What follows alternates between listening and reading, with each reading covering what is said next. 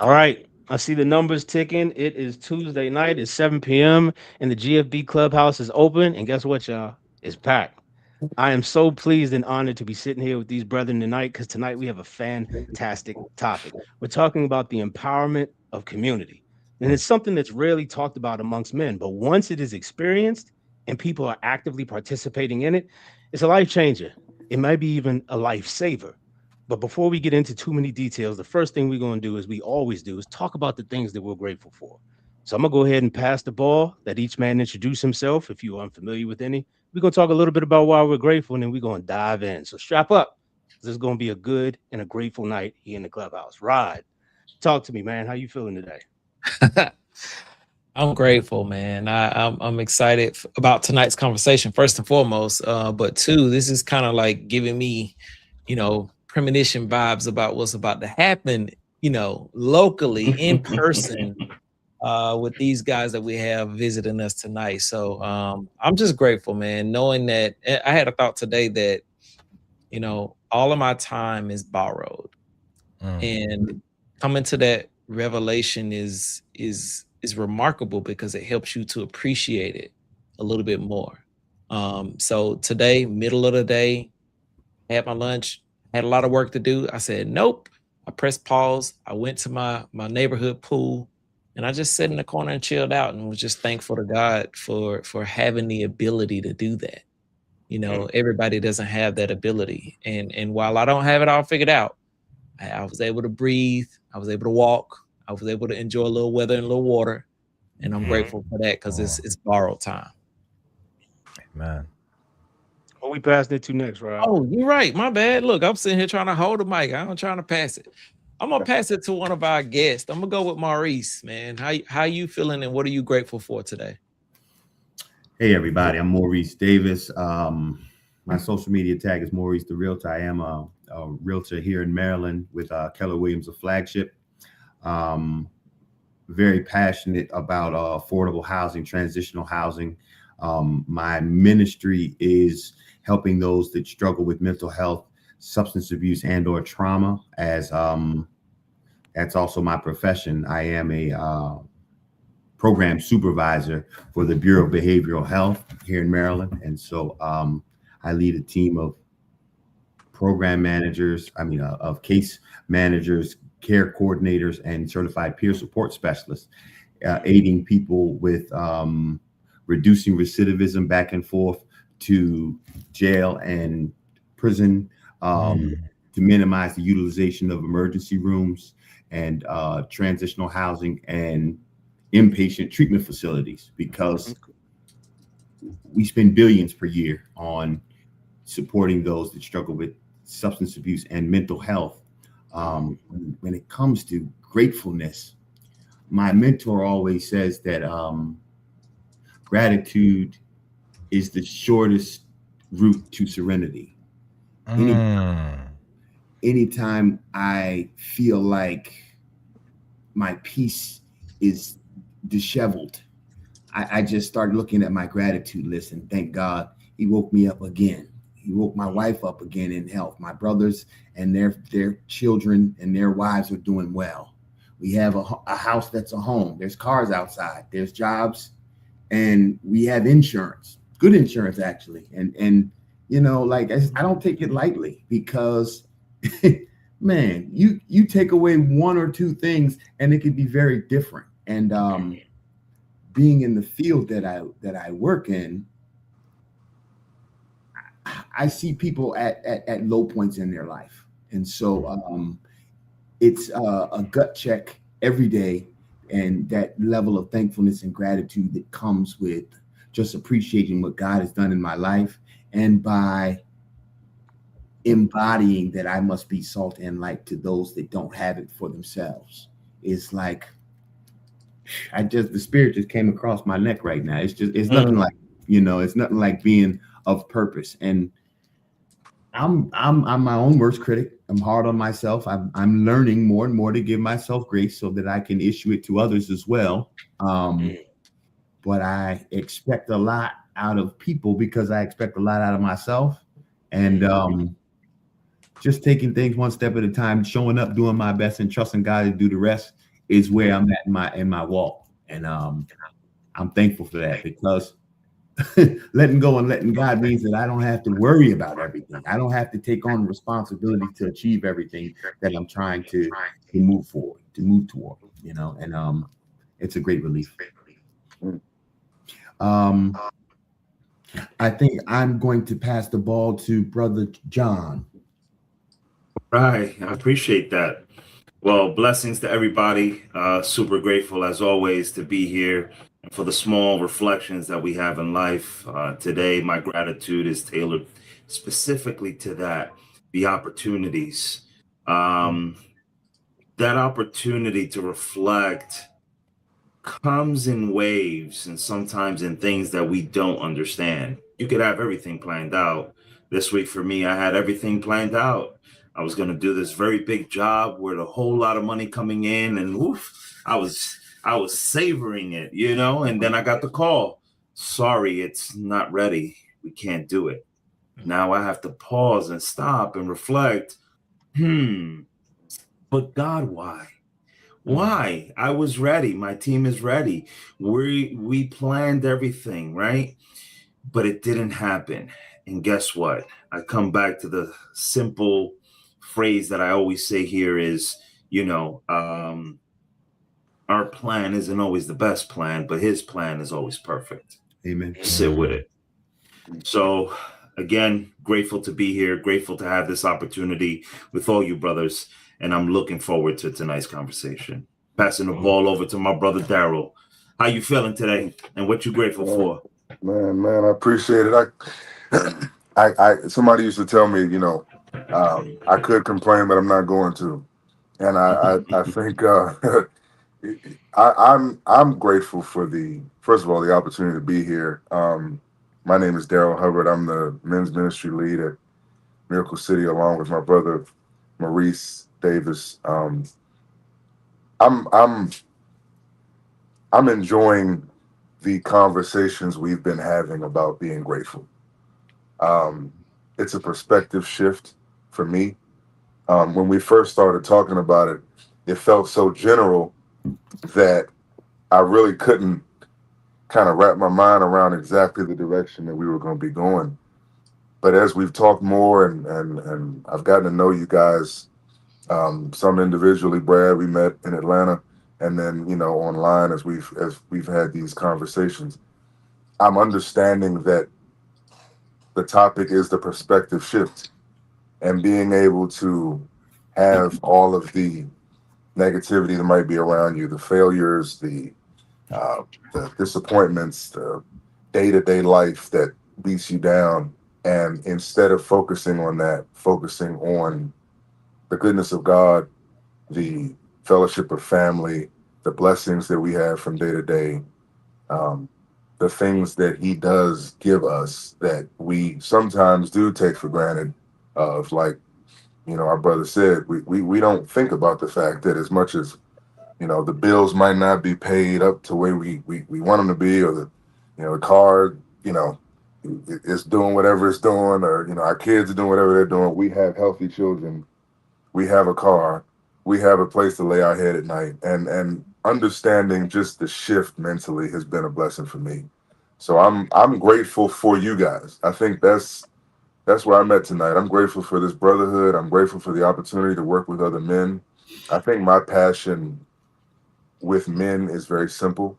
I've wanted to create a space where brothers can come together just like this. No judgment, like Planet Fitness. That's what I say in our meetings all the time. And just being able to have an opportunity to speak and express and laugh and cry and be angry and whatever you might be feeling. But then at the end of it, being able to stop and thank God that, we have these spaces, because this is not normal. Unfortunately, this is not normal, and it needs to be normalized. So I appreciate what you all are doing, and I'm thankful for this space. And I'm gonna pass the ball to my brother Greg, that I'm really looking forward to the testimony you're gonna give us when you come on June 5th. Hey. Man, I'm thanking God in advance. I'm grateful for that testimony, before it arrives because I know it's coming. Listen, I've listening to you, brothers, and it's sad that you had to say, unfortunately, this is not normal. I am grateful for brotherhood. I'm grateful for men, real men, right? That aren't measuring ourselves by the amount of notches we can get on our belt with women, that aren't measuring our lives by how much money we got in the bank or, you know, what we're doing in pop culture. And I'm grateful for the ability to have those relationships with men after not having a father and not having men in my family that were worth anything. Not to say that they're worthless. They just made horrible choices. I'm grateful for contrast. The fact that I have to learn from contrast sometimes feels like, why, God?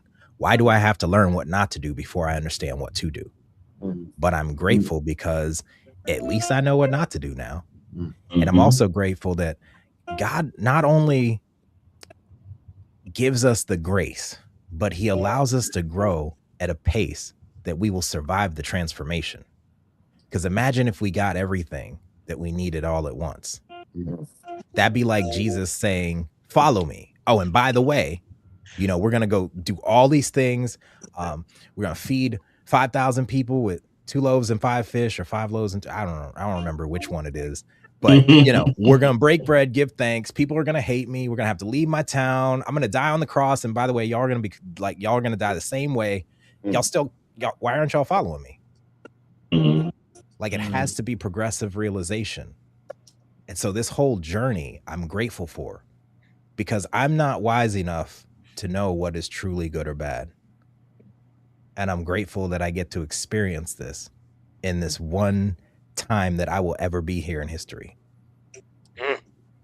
Wow. Greg trying to get the robes early. He trying to get them early.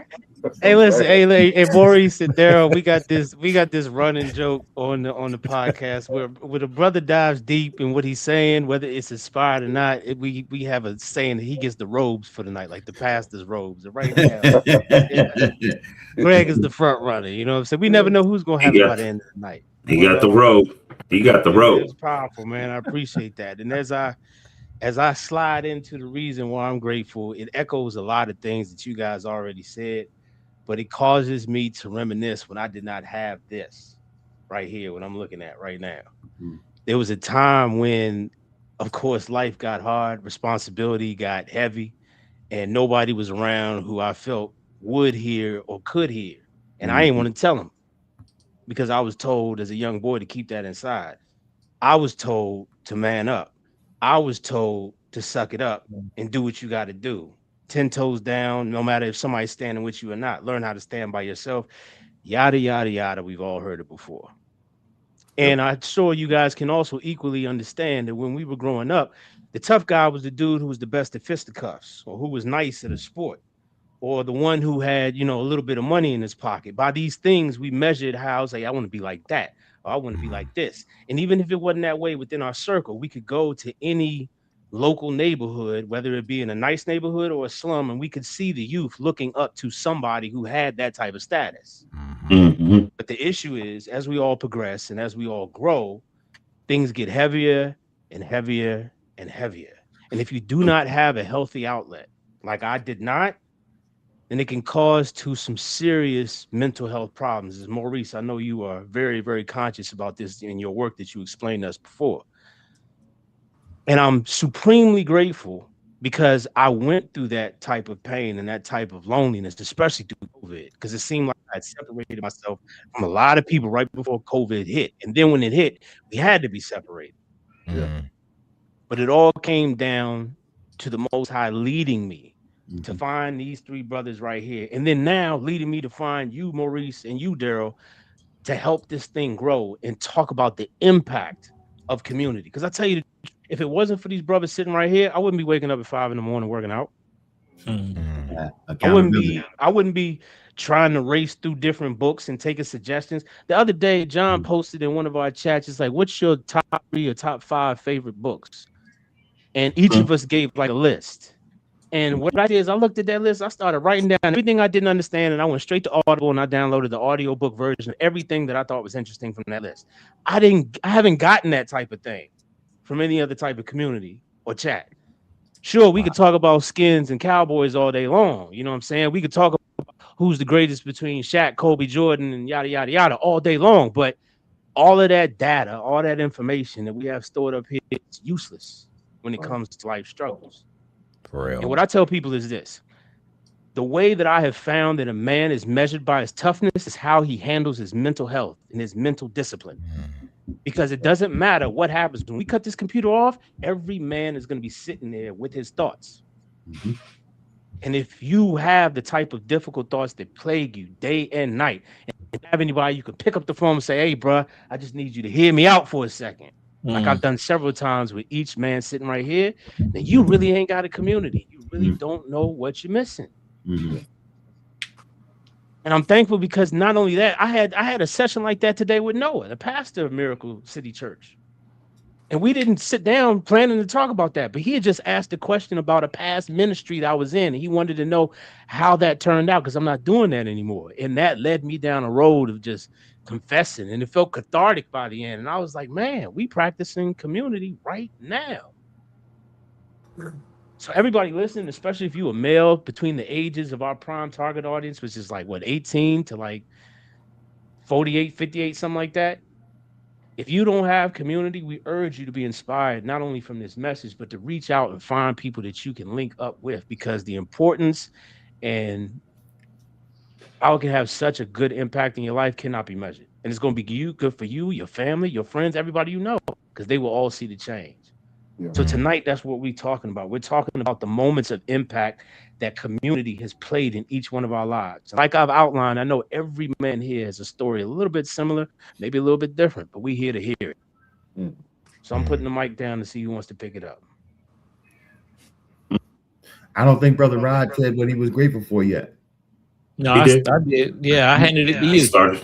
Okay. He started it off. One of the things that I do want to mention, interestingly enough, you know, and I know that we know this in the circle, but for those out there, understand and be aware of this, you know, men are the only ones that are expected to perform. Yeah. So socially, they're not simply loved. They're not simply accepted. They're expected to perform. It's conditional. Yes. Right. So, and I say that with a level of understanding that it's okay.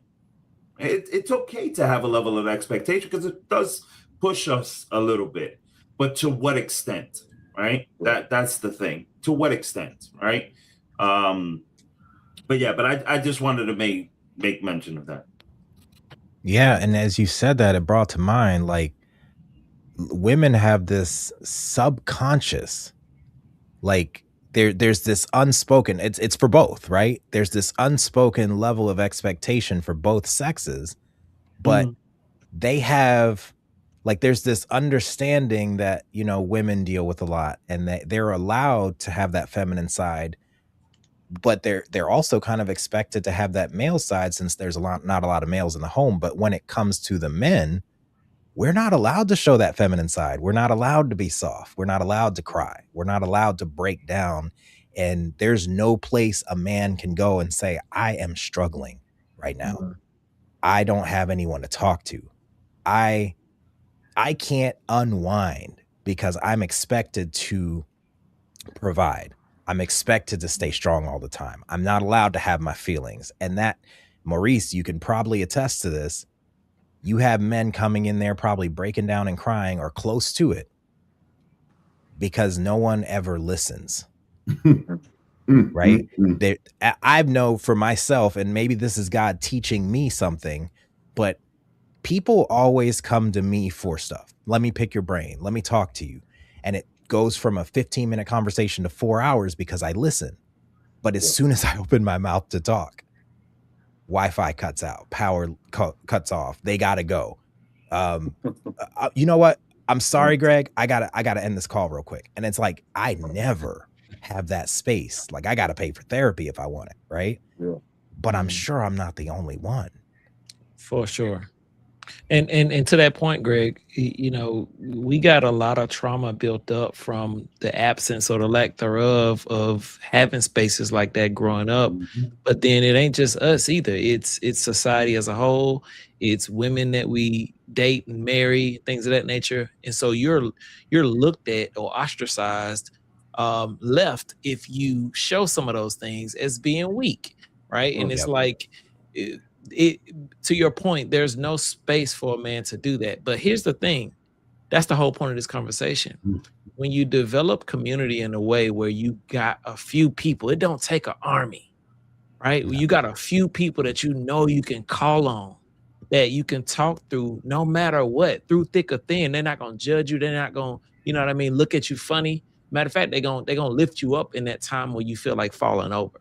Right? They're going to encourage you and give you strength in that moment where you're weak. That is the entire point of having a brother, right? Because both of y'all going to have each other's back. And there are going to be moments where you are weak, where he's strong, and moments where he's weak and you can be strong, and vice versa, right? But to your point, Greg, I would recommend that anybody, man, anybody that's ever going through something, please understand that you're not alone. There are not only other people going through the same thing, because you're not the only person, no matter what it is, but you can always reach out to somebody. If it has to be a stranger to start out, man, make it a stranger, make it a pastor, make it a cousin, make it an uncle, somebody that you halfway feel like you could trust. You don't even have to trust them. Just put yourself in position to say, you know what, God, I don't have all the answers, but this person is here today and I need somebody. Give me the strength to reach out and say something to this person. Rod, you know how many times in the last 3 or 4 minutes you said the word strength and weakness. And the verse comes to mind. My strength is made perfect in your weakness. And when I started to embody that I can do all things through Christ that strengthens me, not through Maurice, not through wife, not through dad, not through boss, but it was like a revelation for my spirit, because it was like a new day, a new sunshine that was on my life, because I didn't have to be ashamed because I felt down, because I couldn't do it myself. It allowed me to look towards Christ, and it's just changed the game in terms of, look, there was a time when I was on medication for anxiety. But the closer my relationship got with Christ, the more I accepted that he's in control and I just have to show up. I no longer need anxiety medication, you know, and it's like I deal with people that are medicated for this because they have most mental health diseases or disorders are from something called encephalopathy. The word encephalopathy means a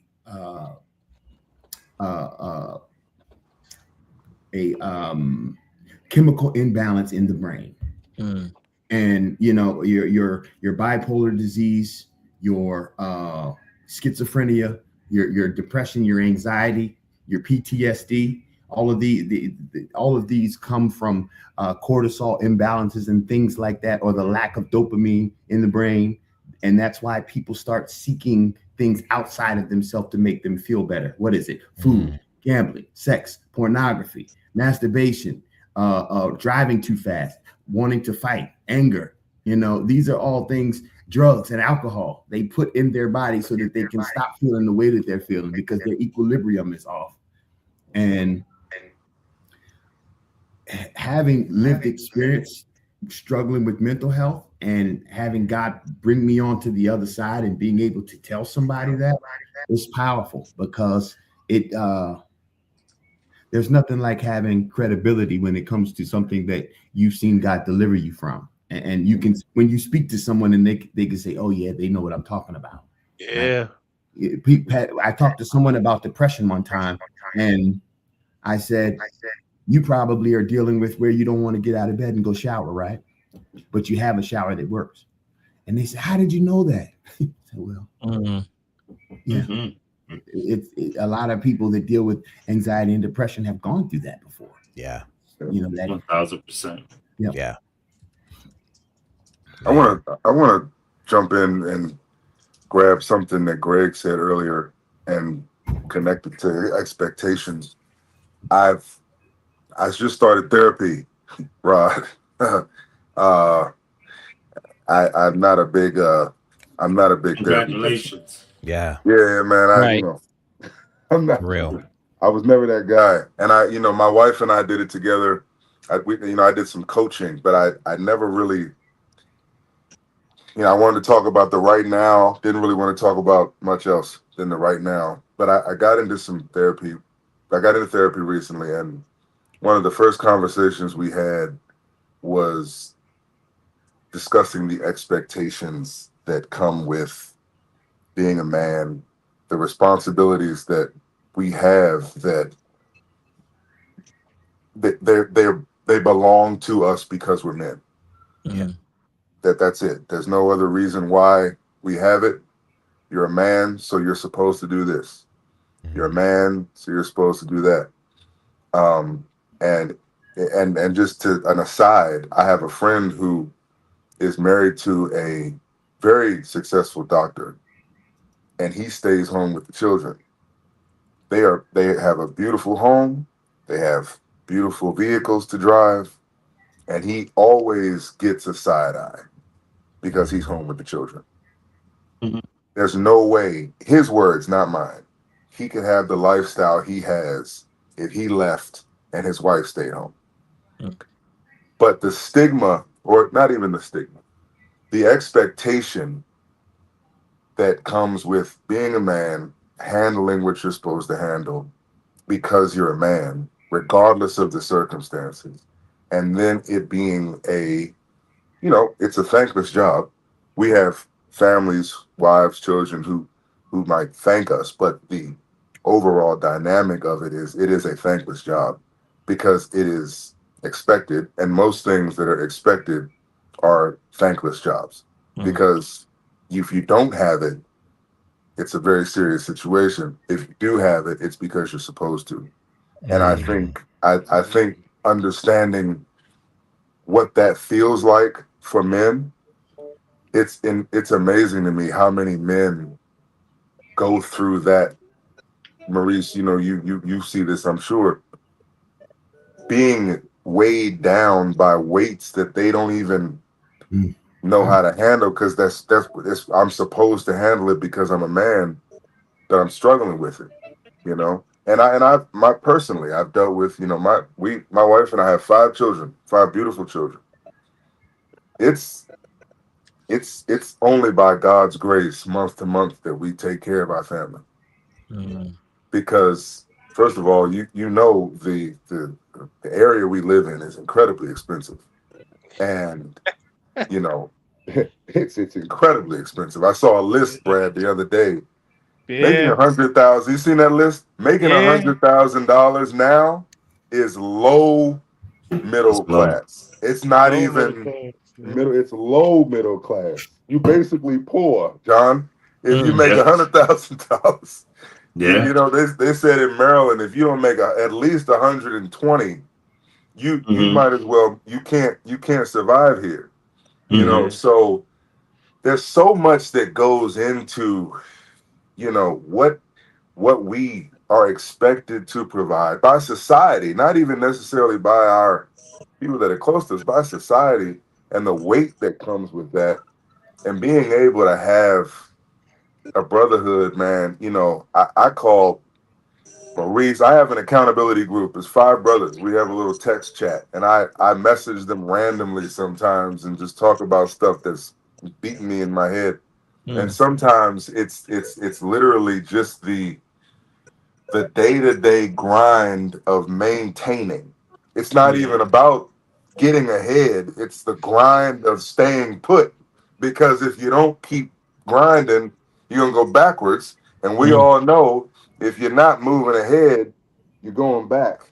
And half the time, I'm just trying to grind to stay where I'm at. Yeah. So I commend what you guys are doing. I think the brotherhood that comes with spaces like this is so powerful because being able to have these kind of conversations you know, if you're not in a space where you can have them with other brothers, your mind is gonna tell you that you're tripping. Yeah. You're the only person who feels like that. You're going through this by yourself, you know. But when you have a room with some brothers, and it's like, man, I'm going through this. Anybody going through this with me? It never fails that half the room is going to say yes, regardless of what it is, because we all are going through things that are so similar, you know, marriage, fatherhood, relationships, jobs, bills. We're all going through the same thing, just different types of the same problems. And I love this, because this is, you know, I couldn't be where I am now if I didn't have this brotherhood. You know, a startling statistic that we might not realize is that the demographic that's increasing the most in suicide is Black men, 18 to 42. Yes. Wow. Yes, I've seen that, Maurice. I've seen it. Wow. I've seen it. The Black man is the highest level of suicide now in 2026. And it used to be that was not a Black man thing. It was you know, someone else that would do that. But it's the nature in 2026, and like with the landscape of everything going on, I have to mention, you know, politics to some degree, because the Voting Act of 1965 was just rescinded. And so for those people that don't know what that means that they can rewrite the voting, the polling area in the voting districts in whatever city and state they want to make sure that Republicans can win the representation there. So that means systematically Black representation is being taken out of Congress. This is what Trump and his cronies are doing. This is what's been going on, and it's like, I got to be honest. It's a little bit scary. It's a little bit depressing, and it's uneasy, you know, because we're being relegated back by leaps and bounds with the destruction of DEI, with the firing of major African American officials, and with the lack of officials being promoted once again. You know how many people lost their jobs when he came in office, and they still don't have jobs. Still don't have jobs. And man, it's like, it's a time where if you don't have, it's a good thing you have Christ, but you have to have Christ, and you need to have a community of brothers, because they trying to make us extinct, or trying to put us back in incarceration and put us to work. I don't know if y'all saw that one. The one article about the guy that they in Texas, where the guy was like 21 and he got convicted of murder, and what the judge and the prosecuting attorney said is that we're not going to put him to death because we can get the sweat equity out of him. And so because they didn't want to put him to death, they said we got at least 40 years of labor from him. They said this. Yeah, it's a dark time if we not on point. But to your point, Maurice, and I want to hear from some other brothers too, but like, because of the dark times, because of all of the climate of everything going on, this is why the therapy matters. This is why getting connected to other people matters, because when you're in an isolated state with your own thoughts, watching the news, flipping the Instagram, and you get caught up in the cycle of what's going on, you'll lose your mind. And if you don't lose your mind, all it takes is one little needle on the haystack, and next thing you know, you're broken. You know, all it takes is your spouse or a friend or somebody that you're interested in rejecting you or giving you a hard time about something that you're expected to do. Now, all of a sudden, you don't know what to do. Right. And I'll tell a quick story before I pass it off. I definitely want to hear from John on this. Like, when it comes down to, can you close the door? see, when it comes down to your honey closing the door. But no, like, Darryl, thank you for sharing. Okay, close the door. Man. I think that please, you know, Listen, the devil don't want whatever you about to say to come out, I bro. already know. For sure. For sure. Disruption always follows intention. Come on, Rod. Always, Come on, man. Rod. Always, bro. So brothers, in 2021, I'm 12 years into my marriage, but I'm 12 steps out of the door. I'm living in the guest room.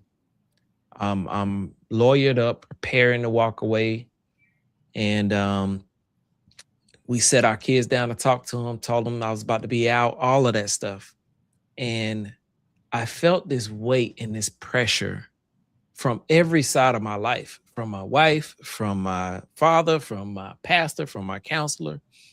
But what I didn't feel pressure from was from myself. I didn't feel any pressure from me.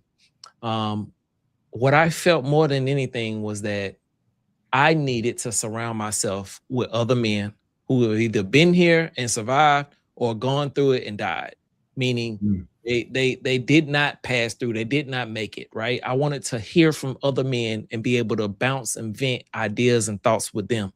When I tell you, if it weren't for the people around me, we would not be in a marriage today. We're 5 years removed from that time period. Wow. People call our marriage the Lazarus marriage because it was dead. It was no coming back. I was done. I was out. And God raised that thing on up. Wow. Here's my point to you. Without other people to hear perspective from, it doesn't matter what your situation is. It could be financial, it could be physical, it could be mental, it could be relational. It doesn't matter what it is. Without that, you're more than likely going to make a decision that is not in your best interest because you're thinking about it from a one-track point of view. And we cannot live life that way. So I just want to say, guys, like, I'm thankful for this talk. I'm thankful for having brothers. And I know for a fact that what do they call it, Greg? The 400-pound gorilla, when you're trying to talk to somebody and you don't want to pick up that phone to call them. Like, it's a heavy phone. Which is that, Greg? The phone weighs 1,000 pounds. Weighs 1,000 pounds in that moment. But I'm telling you, it's so worth it to just pick that phone up or just send a text. That's all it takes is a text. Hey, brother, I'm struggling, man. You got a minute? That's all it takes. So anyway, just wanted to share that. And you know, something came to mind as you were talking. It is not good for man to be alone. We were never designed to do this alone. Yet that is kind of like the subconscious programming, and I'm glad that Maurice mentioned the political aspect of it, because it's not the politicians, it's the system. Like, we have 4 levels of oppression. You've got ideological, the ideas that shaped what America is today.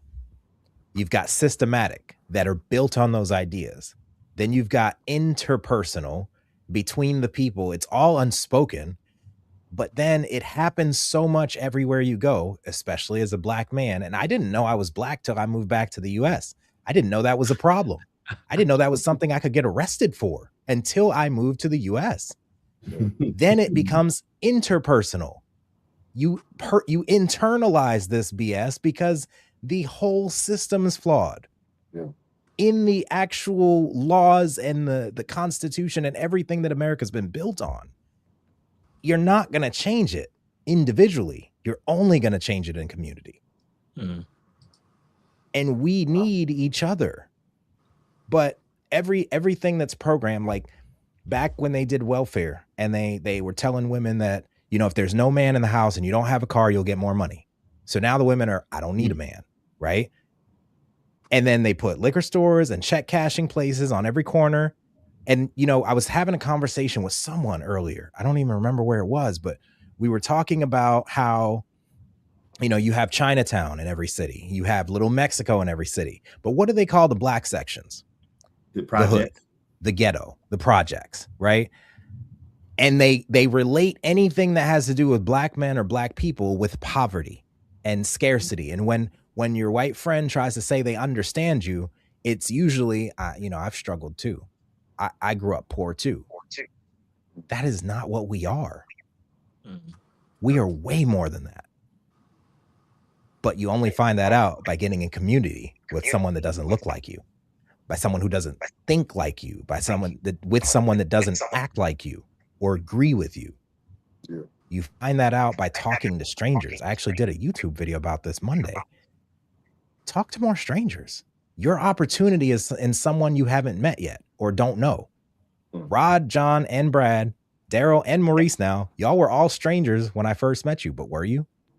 Because I feel like our souls knew each other before we ever talked. Yeah. And here we are today trying to make an impact, starting to make an impact. Yeah. With men. And you know, Greg, I was thinking also, man, not somebody that doesn't look like you, but when you have a community, everybody has something that they bring to the table that I might not have.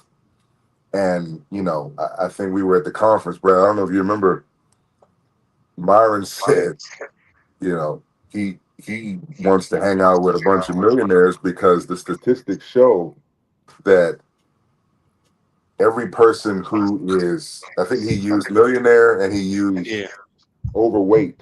I think he used those, I think, if I remember correctly, which, you know, it was definitely overweight. Yeah, I remember he used overweight and millionaire. And I think he said if 10 millionaires are gonna automatically produce another 5 or some statistic he was saying, and I don't remember, I don't want to misquote him, but he was talking about the mental effect of being around people, whether positive or negative. You're going to be, the statistics show, science shows, I'm going to gravitate to that group. So me as an athlete, I played ball in school. You know, if I'm not around other men who want to stay in shape, crossing over 40, 50, I'm not going to be healthy getting older.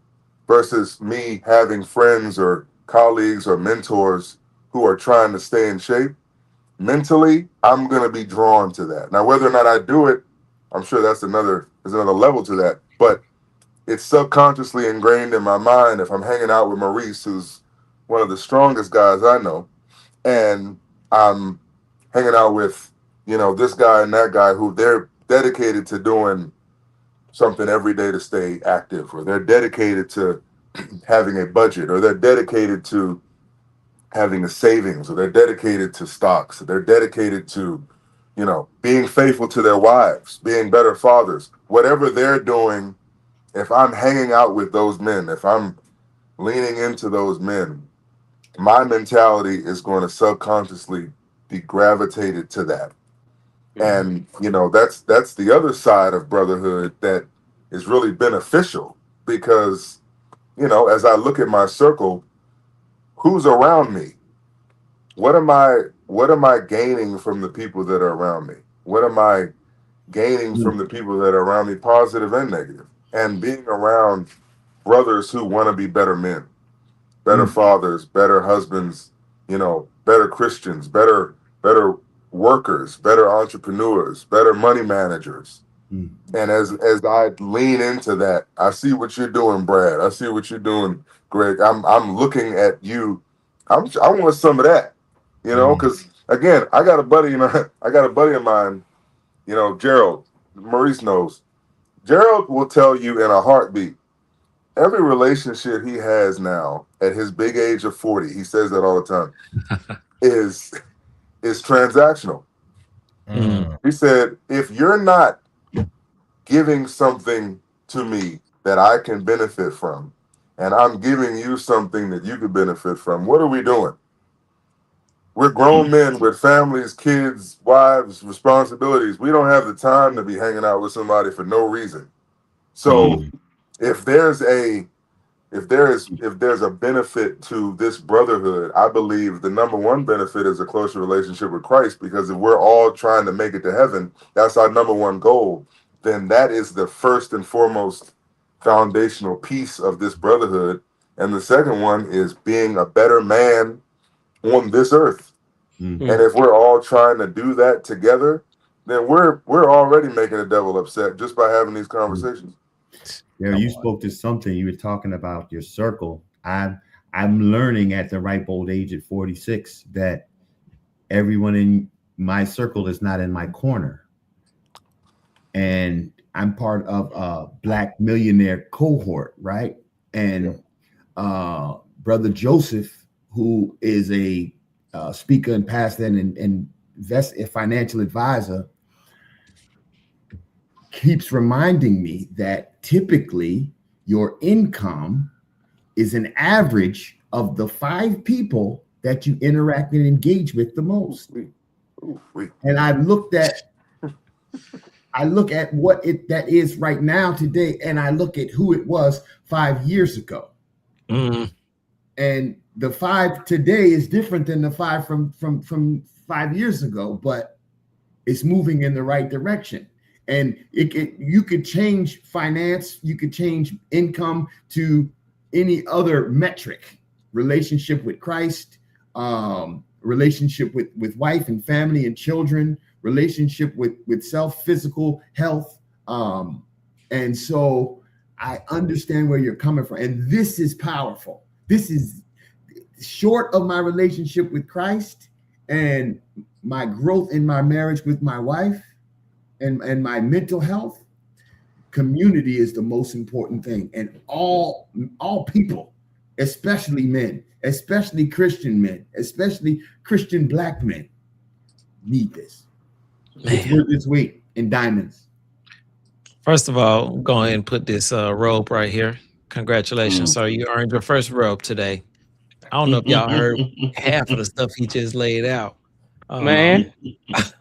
But no, I mean, it's some good stuff. Put the robe on this man.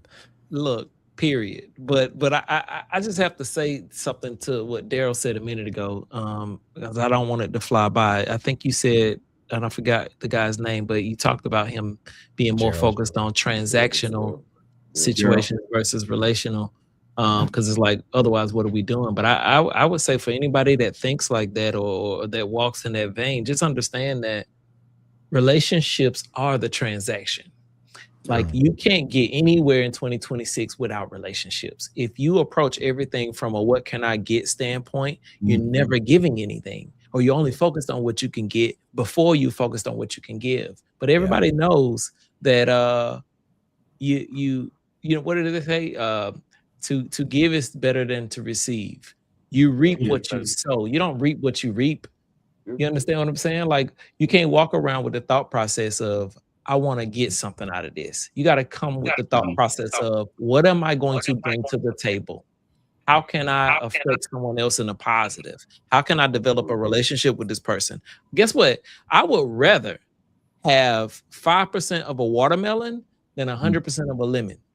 And so what that means is, I gotta be willing to say, hey, you know what? I got a relationship with this person. This could last for 10 years. I could get, who knows what my relationship with Greg and Brad and John is gonna, produce in my life. But I do know if I came with it, like, what can I get? It wouldn't be much, So same thing with you, Darryl and Maurice. I'm happy to build a relationship with you guys, because guess what? Who knows? 10 years from now, I might be in the Baltimore area looking for some blue crab somewhere. And I'm like, I don't know the spot to go to. And y'all like, I know the spot to go to. It's always about food with you. Jeez. Always, dog. Jeez, Louise, always about food. I can't help myself. I need some food. I'm hungry. But to your point, I did want to point that out, and also something that Maurice said that I would love to hear him expand on, which is, Maurice, you mentioned that circle they're not always in your corner. You were very intentional with that. I want to hear a little bit more about that. But before you do that, let me just say one thing. So for us here at GFB, we talk about, the relationship aspect, and we don't frown upon transactions, because we understand that they have a space and a need, right? There is a need for transactions. So to that brother, I would say, keep doing what you're doing. That's fine. But just understand that it's short-lived, right? Because once the transaction is done, because your mindset is on the transaction, nothing else adds value. neither to you nor to the other person. Right? That's where the distinction lies. So if that brother was here today, I would tell him that's good, but that can't be a focus, you know? And obviously he's not here to defend himself. And, you know, he has his own mindset and reasons as to why. And if it's worked for him, that's a great thing. You know, for us, it's how we use gratitude in our relationships to continue to add value to others, you know? The other thing is that, Darryl, I wanted to mention, you know, it's a big deal. It's a big deal that you're open, willing, and aware enough to consciously say, I started doing this thing. Because there's a brother out there that's listening to you that's maybe on the fence about sitting down with a professional and having a conversation. Yeah. And it's difficult, right? It's like, okay, well, why would I do that? Why am I going to air out my dirty laundry? Yeah. It's nobody's business. There's nobody needs to know my stuff, man. You know? So to that brother, I would say, usually for most of us, the next practical step, if you know and can feel that something is wrong and you don't want to talk to somebody, start writing it down. And don't just write it down and come back the next day and then read what you wrote. Because what you start to do is you start to become aware of the things that you're writing in your thought process, because every moment you have an opportunity for change and for a decision. And not every moment is affected the same way. I guarantee you, all you brothers, we can take a poll at this. We can take an episode of a show that everybody knows that you watched when you was a kid and watch it today. And I promise you, you're going to pick up something new that you didn't even notice in that episode. Yeah. And it's just because your state of being at that time and this time will be different. Yeah. So if you take a moment and sit down and put a piece of paper in front of you, I encourage you, man, I even challenge you to do it. Take a piece of paper, write something down, and then come back later on and read it. And you're going to be blown away. You're going to be blown away. It was the first thing that I did, because I felt when I was a child, I didn't have a voice. No one needed me. No one wanted me. And I was just scrap. So I had no one else but my paintings and my writing. That's all I had. But when I look back now and I look at it, it saved me, because it allowed me to stay connected to my Father in heaven through my voice, through scripture. Let's think about that for a second. It's there. It's living, breathing. Why do we go back to scripture? It's there. It's physical. It's our connection. Start to create that connection. Yeah, go ahead. I'm sorry. No, yeah, I wanted to. I agree 1,000%. I think I want to make sure that I give the context to the conversation I had with him, because I don't want it to all be negative. I think he was more so speaking about the lifestyle that he kind of has based on how he moves. But we did talk about the value of relationship. And I think I want to make sure that I, put a stake in that, what you guys are saying, because that's really important. I think where you are in your life makes a difference. I think when you're in a space where he might have come from a place where the majority of his relationships were leeches. And I think where he is now might be, I need some things now. Well, see, the thing is, go ahead. Well, I was just going to finish by saying, I believe that the value that a group like this, a brotherhood like this, will have on someone like that is the value of the relationship. Yep. Because I don't need to gain me. I'm speaking about me now. I don't need to gain anything tangible. I need the relationship. I don't need anything from you men right here as we talk, physical, tangible, anything. The brotherhood aspect is feeding my soul, as I hope that I'm giving the same for you. And that's the relationship side that I think brothers like him and a lot of brothers out here who have been in transactional relationships pretty part of their whole life, because that piggybacks on what we spoke about earlier, the weight of almost the man law of how things are supposed to be for you. You know, somebody said, Brad, I'm sure you've seen this.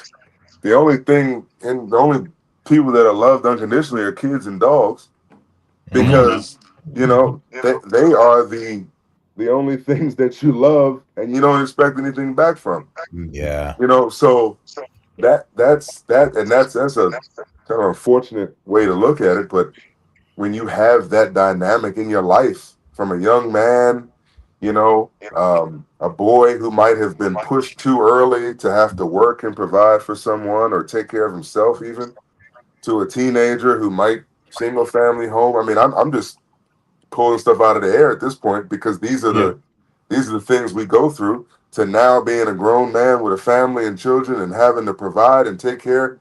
Everything is transactional for you.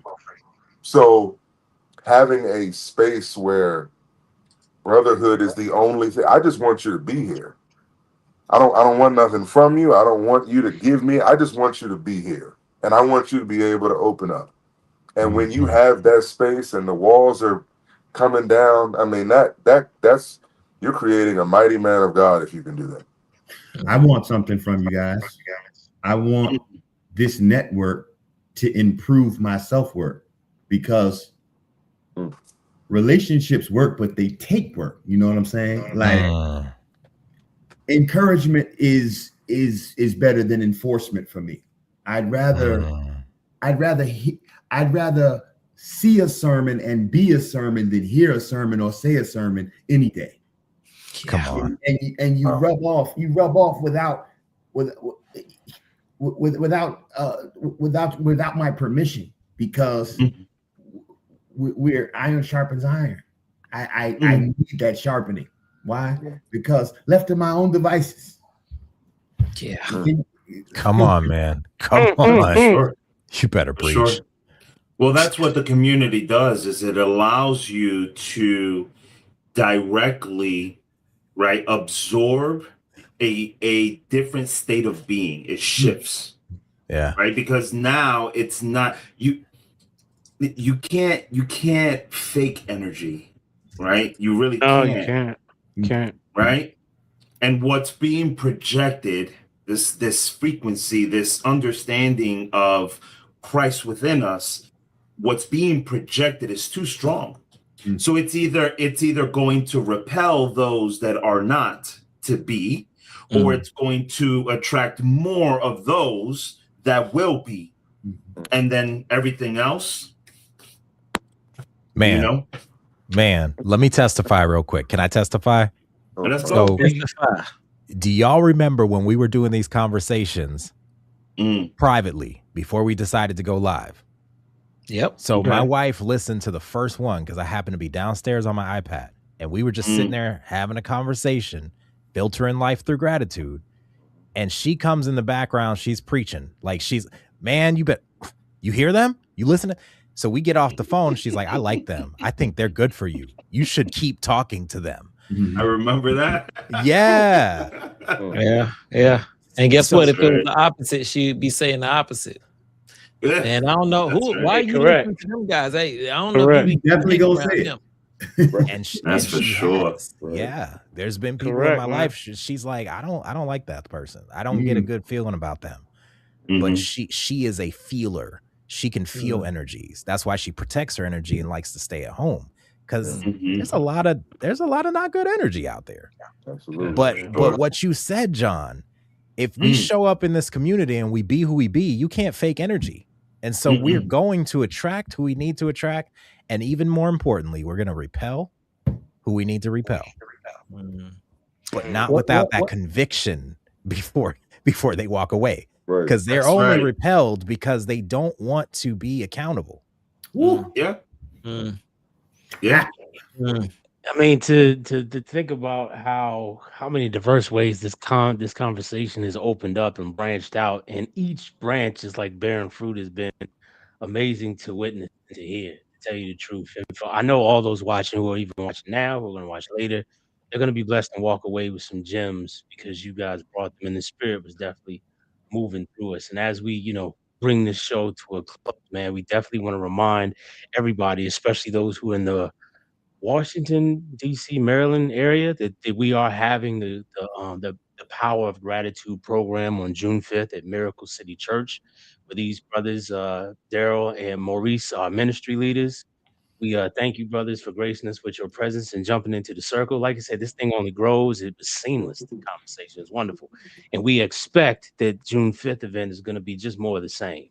And the way these circles and these communities of ours grow are very sacred. And we need to do whatever we can to make sure that they're intact. But somehow I believe that the Father's bond with all of us is stronger and is going to hold this thing together.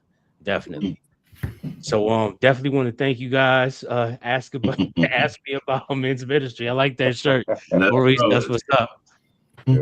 Definitely a shout out to my brothers who are here every week with me, Greg, Rod, and John. Love you brothers. Like we came from the same womb. You already know that. But to everybody watching, we gotta close with a final thought like we always do, man. Oh yeah. I'm getting to it. I'm getting to it. Okay. If we could wrap it up with one sentence apiece. Okay, give me like a final thought on the role of how communities bring empowerment to each and every man. I just want to say I want to be an honorary grateful brother, please. Let me know where I can put my application in. That's what's up, man.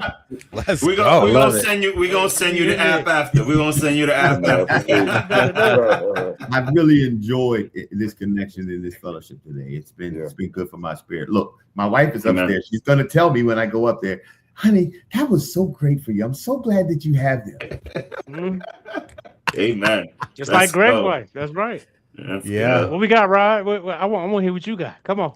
Oh, I ain't developed nothing yet, but since you called my name, come on with it. Just come with my one sentence. I don't know, man. This, Maurice so eloquently stated, I don't want to read a sermon or hear a sermon. I want to see you live it out. And I think if you're doubting this whole community thing that we talked about and how it can empower you, just look at this call tonight.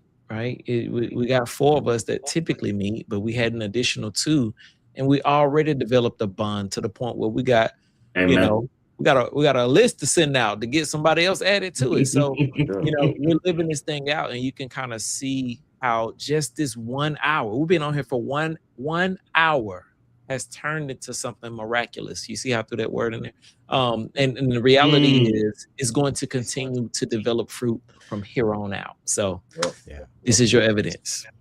Oh yeah. Amen. Pass the ball. Oh, man, I'm passing it to Darryl. Thank you. Man, I'm just one sentence. I think Greg said earlier, God didn't intend for a man to be alone. Typically we think about that as, your wife, a woman being with you as a man. But I think if you look at Jesus' life with his disciples, brotherhood is also part of that, not being alone. And I think every man who has been anything has had some brotherhood behind him. Maurice knows my favorite person in the Bible is David by a lot. And if you look at the life of David, he had brotherhood with him. And when David was on the right track, he had them brothers. And when he was doing something crazy, he was by himself. And if you think about the direction of our lives, a lot of times, I know I look at mine, a lot of the bad decisions that I made or the improper decisions I made, I was isolated. And I think, as I look at the direction I'm going now, where God is leading me, brotherhood is a huge part of my life because they keep me accountable. And, I believe in this. This is my passion. I believe in it literally for no other reason than creating this space of accountability, love, and no judgment. And that's my thing. That's what I live for right now. Man, who you passing the ball to, Darryl? I'm gonna pass it to John. I think me and John been passing it back and forth. We like Kobe and Shaq today, just passing it back let's and go. forth. That's because we got the best haircuts in here. I'm telling you. Only question is who Shaq and who Kobe. That's all I'm. Wait. No, we can't do that because I'm sure Darryl taller than me. He a ball player. He said it himself. Oh, it's okay. It's okay. Kobe ain't no slacker. You know what I mean? Let's go. It's interchangeable. Let's go. I love that. My one sentence. So I would go. Okay. So we've talked about this before. I'll say it again until I'm blue in the face. I'll say it. There was never anyone before, and there will never be anyone after, just like you. Don't be afraid of your power. Give yourself grace and allow yourself the space and the moment to be, because that is all you need to be. That's heavy. Passing it down to Maurice. Come on now, Maurice. Take it away. Well, I just really enjoyed the opportunity to meet you guys in fellowship and connect with positive energy. The spirit is in this feed, is in this live broadcast right now. Somebody's going to watch this. Somebody is watching this right now, and their spirit is being edified because of it. One thing that I kind of recognize is that I never get all the answers on this side of the journey, and that some of the answers are only revealed in the silence. And so how impactful this time has been right now is not going to completely ring true till it's had a chance to settle in, and I get to reflect on it and go, wow, that was awesome. That was great. Did he say such and such? I got notes. I'm gonna look at my notes later and take some gems from what each of you shared, and I'm gonna pray for Brother Greg tonight, and he gonna get that contract that he needs, because it's already done. Because guess what? The enemy doesn't like what we're doing, but God had already appropriated. He's already adopted us. I've been in Ephesians real heavy in the identity in Christ in the last month, and so being redeemed and already being forgiven and already being enough. Now, if you don't do another thing, you're already enough in Christ. And that's the part that it just makes my inside person happy. And it takes away the angst that to perform, to be, to show up, to present, all the crap that we have to do, you know. And so I'm excited about this. I didn't know that this was gonna be this. I didn't know. I tried to tell you. I didn't know. And so now I'm like, wow, I got another great aspect of life to look forward to. And now I'm going to meet you brothers in person outside of Bradley soon, in a few weeks. And I'm looking forward to it. And it's going to grow. It's going to grow from here. I need what you guys are putting out. I'm picking it up. And I'm thankful that, like, I tell a lot of my participants that, look, the grass is greener where you water it. So this is a place to water. Yeah. The enemy is upset right now. They having a whole caucus down in hell with what's going on right now, because me is we upside down. And so now I got more we to my network. That means you guys are going to improve my self-worth. And, you know, I'm excited about that. I don't even all the way know what you guys really do and what you're good at yet. I have a lot of gifts and talents, and I'm sure you do too. So there's no accidents here. Period. At all. I don't believe in it. I'm on with it. Come on with it. No accidents. I think I'm going to pass it to Brother Greg. Man, I appreciate you passing the ball. You know, when you have the time to prepare the sentence, the Spirit can't move through you. And I've been sitting here listening intentionally because I don't want to prepare the sentence. I don't know what the sentence is.